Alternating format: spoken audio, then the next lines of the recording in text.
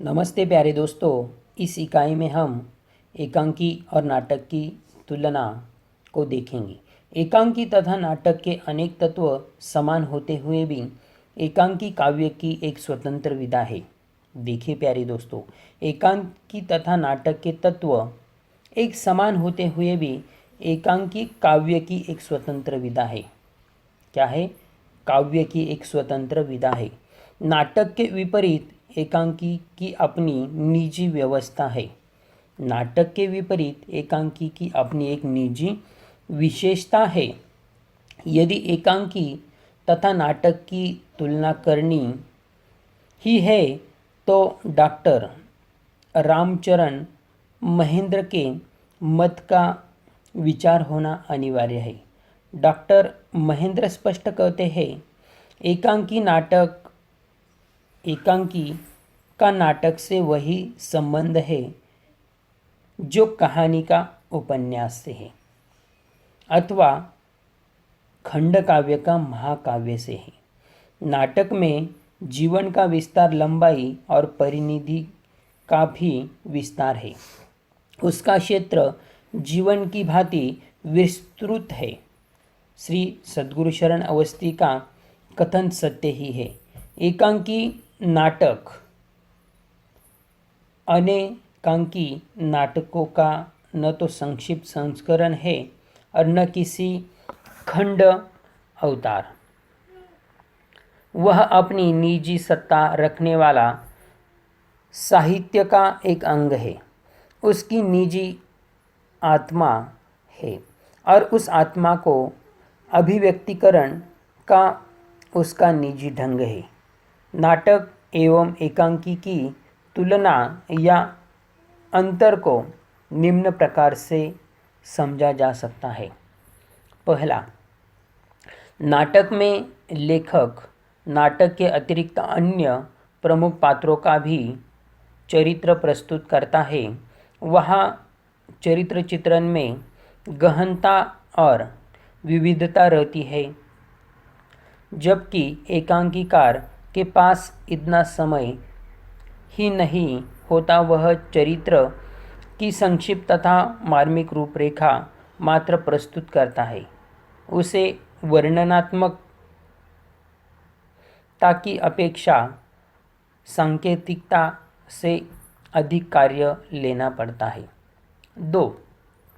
नाटक में घटना बाहुल्य होने के कारण कथा वस्तु की गति मंद रहती है। नानाविध प्रासंगिक कथाएं इस गति को मंदतर बनाती रहती है। इसके विपरीत एकांकी में कथानक के सरल सुसंगठित तथा प्रासंगिक कथाओं से रहित होने के कारण उसकी गति तीक्ष्ण रहती है।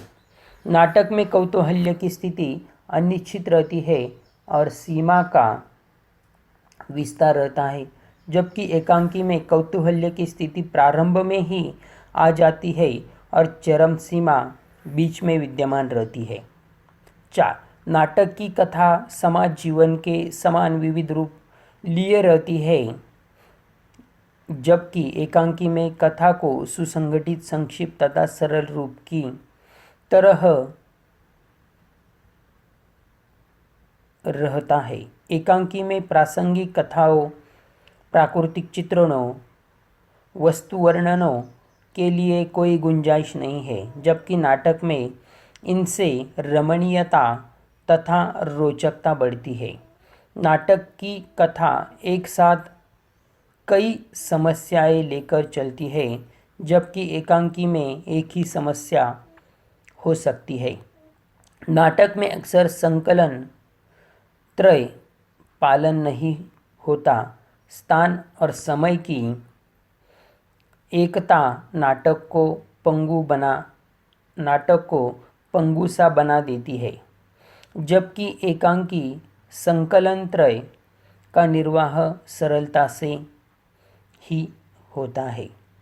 नाटक में लेखक कथानक, चरित्र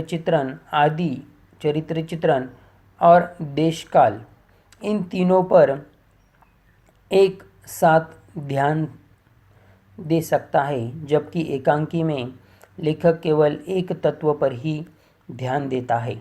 नाटक की प्रदर्शन अवधि एकांकी के अपेक्षा अधिक होती है।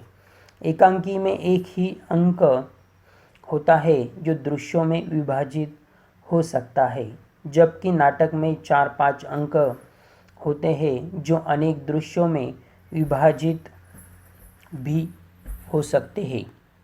एकांकी का प्रारंभिक वाक्य ही अपरिमित कुतूहल तथा जिज्ञासा से परिपूर्ण होता है और उसका कथानक उस समय सामने आता है जब घटना आदि से भी अधिक बीत चुकी होती है, जबकि नाटक का प्रारंभ सहज होता है और कथानक सहजता से ही आगे बढ़ता है। तात्पर्य प्यारे दोस्तों यह है कि नाटक और एकांकी दोनों में अक्सर तत्वगत साम्य है, किंतु एकांकी की प्रदर्शन अवधि कम होने के कारण कथानक, चरित्र विकास, चरम सीमा, उद्देश्य आदि सभी अंग उससे प्रभावित होते हैं। इस कारण एकांकी की संक्षिप्तता, वस्तु परिप्रेक्ष्यता, सांकेतिकता आदि विशेषताएं होती है। यह विशेषताएं एकांकी को नाटक से भिन्न करती है। इस प्रकार नाटक तथा एकांकी में तत्वगत नहीं रूपगत अंतर है।